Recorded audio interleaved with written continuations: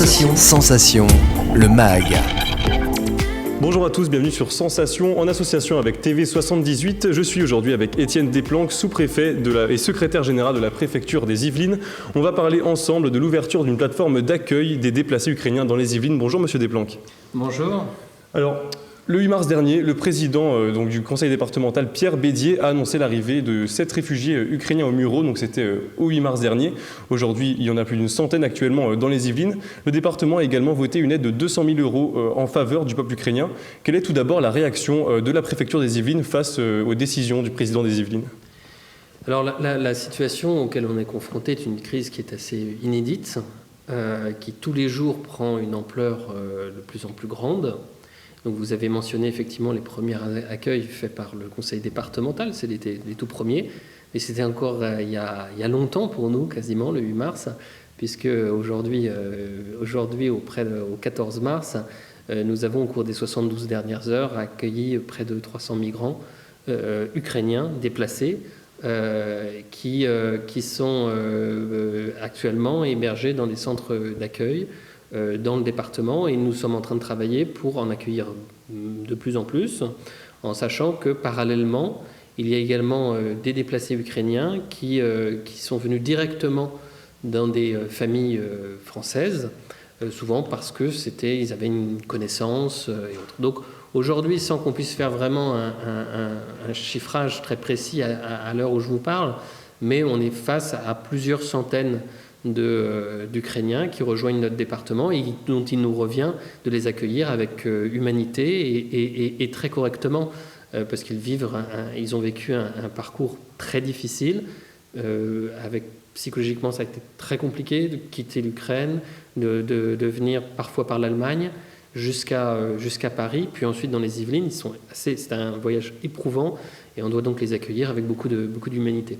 Alors de son côté, la préfecture des Yvelines, donc vous l'avez dit, a décidé d'ouvrir une plateforme d'accueil des déplacés ukrainiens dans le département. Pourquoi avoir pris cette décision ?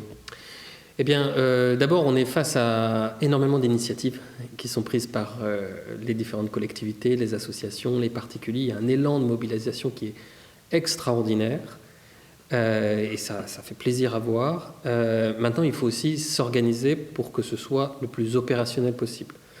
Donc c'est pour ça qu'on avait besoin d'un point de contact avec une association qui connaisse son métier.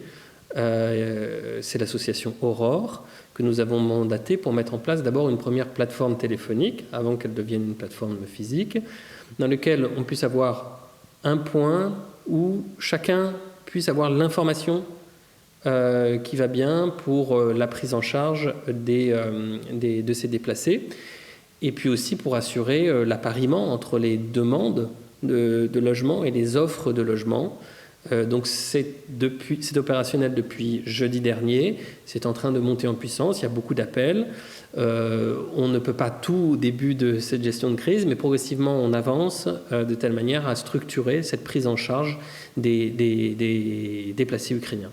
Alors vous avez mentionné l'association Aurore donc, qui œuvre avec vous dans ce projet-là. Est-ce que vous pouvez nous la présenter un petit peu en quelques mots et son rôle dans le projet de la préfecture ?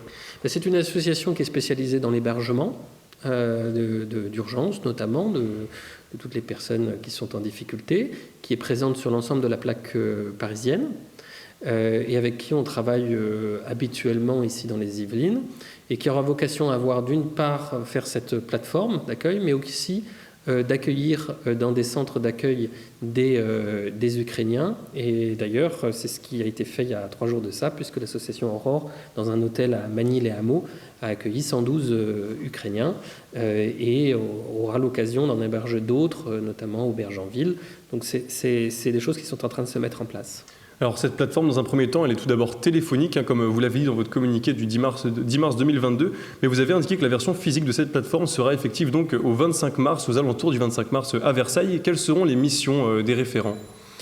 Alors la plateforme Aurore va avoir 3 missions, 2 de très court terme. La première, c'est de pouvoir répondre à toutes les questions que se posent les déplacés, les familles qui en accueillent actuellement des déplacés, les associations, les collectivités. Pour ça, c'est des opérateurs téléphoniques. On a travaillé avec eux pour leur donner un maximum de renseignements, mais sur des choses très pratico-pratiques. C'est-à-dire, comment est-ce que je fais pour m'inscrire en préfecture ? Comment est-ce que je fais pour la scolarisation de mes enfants ? J'ai un besoin d'hébergement, comment ça se passe ? Donc, autour de la plateforme Aurore, vous avez ainsi des référents dans chacun des services de l'État, des collectivités, et on essaie de créer une sorte de petite communauté qui réponde au maximum aux questions. On ne peut pas répondre aujourd'hui à toutes les questions, mais pour certaines, oui, et puis on va avancer comme ça en marchant. La deuxième mission de cette plateforme, ça va être de réaliser l'appariement entre l'offre et la demande de logement. On a énormément d'offres de logement, notamment des particuliers. C'est très bien, c'est un élan de générosité formidable, mais attention, héberger une famille ukrainienne, c'est un travail, c'est une activité humanitaire qui est assez lourde. On doit donc s'assurer que les choses vont bien durer dans le temps et soient faites sérieusement, parce qu'il y a un besoin quand même d'accompagnement de ces familles. Donc Aurore, qui est spécialisée là-dedans, est en train de regarder les différentes demandes, des différentes propositions qui émanent des associations, des collectivités, des particuliers, et en fonction des demandes de logement, pourra reloger ces familles ukrainiennes. Et puis la troisième mission, qui est un peu plus de long terme, ça va être d'assurer une coordination de tout ce qui est accompagnement de chacune de ces familles sur plusieurs semaines et peut-être plusieurs mois. Mais ça, c'est quelque chose qui va se mettre en place dans un deuxième temps. Alors, les déplacés ukrainiens présents dans les Yvelines pourront donc s'adresser à l'association donc via la plateforme pour obtenir des informations sur différentes thématiques. Parmi ces thématiques, le logement, le droit de séjour, l'ouverture des droits sociaux, l'accompagnement à la santé ou encore la scolarisation. Pourquoi il est important pour la préfecture de mettre en place un tel dispositif ? Alors, on a encore une fois des demandes qui viennent de partout, qui viennent des collectivités, des associations, des particuliers. On a besoin de remettre ça dans un cadre où il y a toujours les mêmes réponses apporter aux mêmes questions, pour qu'on n'ait pas chacun des informations qui soient très divergentes. Donc la plateforme Aurore le permet. Les premières questions, en fait, elles tournent beaucoup autour de ce qu'on appelle la protection temporaire. C'est un régime qui a été déclenché par l'Union européenne et qui permet aux Ukrainiens de pouvoir avoir une autorisation de séjour. Et la priorité en ce moment, c'est ça. Pouvoir leur délivrer cette autorisation, ce qui va nous demander plusieurs jours de travail. Ça va permettre ensuite d'ouvrir les droits sociaux. Et ce dont ont besoin les Ukrainiens, c'est d'abord d'être couverts par la sécurité sociale, typiquement. Donc on s'organise en conséquence pour ouvrir assez rapidement ces autorisations de séjour. On a commencé vendredi dernier à délivrer les premières. Et nous allons monter en puissance toute cette semaine et les semaines suivantes. Alors votre communiqué indiquait aussi que vous souhaitez assurer une coordination en lien avec les services de l'État, les collectivités et les autres partenaires associatifs, donc de l'accompagnement global des déplacés hébergés dans le département. Est-ce qu'il y a une idée de solidarité départementale qui devrait peut-être se renforcer avec cette crise ukrainienne ?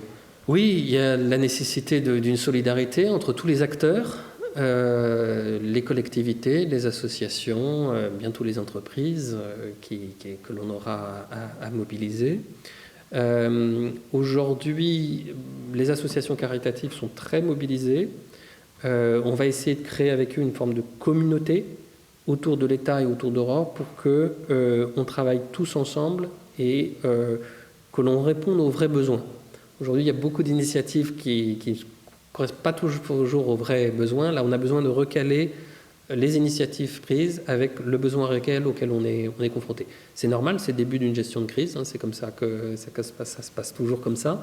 Les premiers jours sont consacrés à bien recaler les choses, et avec cette plateforme, ce sera un puissant outil de coordination. Eh ben merci beaucoup Étienne Desplanques d'avoir été avec nous sur Sensation. Donc je vais rappeler un petit peu quelques numéros. Donc déjà la plateforme est ouverte du lundi au vendredi de 9h à 18h. Les déplacés ukrainiens peuvent donc joindre la plateforme par téléphone donc au 08 05 69 14 02. Est-ce que c'est le bon numéro ? Super. Et aussi un mail donc accueil.ukraine78@aurore.asso.fr. Merci encore monsieur Desplanques d'avoir été avec nous. Et pour revoir ou réécouter cette émission, elle est disponible en podcast audio et vidéo sur notre site internet, application et nos réseaux sociaux Radio Sensation.